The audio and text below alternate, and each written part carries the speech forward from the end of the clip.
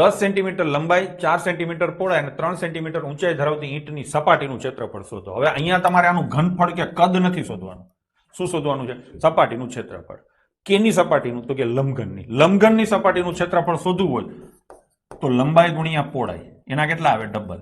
વત્તા લંબાઈ ગુણ્યા ઊંચાઈ, એના કેટલા આવે? ડબલ. અને વત્તા પહોળાઈ ગુણ્યા ઊંચાઈ, અને એના કેટલા આવે? ડબલ. ભાઈ આ બધાનો સરવાળો થાય. આજ મેં શીખવાડ્યું હતું. ટોટલ 6 સપાટી થાય. આ 6 આવી ગઈ. બે ઉપર, એક ઉપર નીચે 2, ડાબે જમણે 2 અને આગળ પાછળ 2. ડન છે. ચલો તો હવે આ રીતે જ કરશું. 2 ગુણ્યા કેટલા આવે? 10 ગુણ્યા 4 પ્લસ 2 ગુણ્યા 10 ગુણ્યા 3 અને પ્લસ 2 ગુણ્યા 4 ગુણ્યા 3. ટૂંકમાં ત્રણેય જણા અંદરો અંદર એકબીજા ગુણાકાર કરશે. હા ને?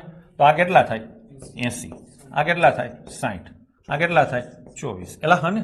તો કેટલા થાય? 164 સેન્ટીમીટરનો વર્ગ થાય. હો, અહીંયા 2 જ વાર સેન્ટીમીટર આવે ને, અહીંયા સેન્ટીમીટર આવે ને, અને અહીંયા સેન્ટીમીટર આવે. તો આ સેન્ટીમીટરનો વર્ગ થાય, આ સેન્ટીમીટરનો વર્ગ થાય, અને એ જ રીતે આ સેન્ટીમીટર. આ બધાનો સરવાળો હોય તો સેન્ટીમીટરની 6 ઘાતનો થાય. ગુણાકાર હોય તો થાય.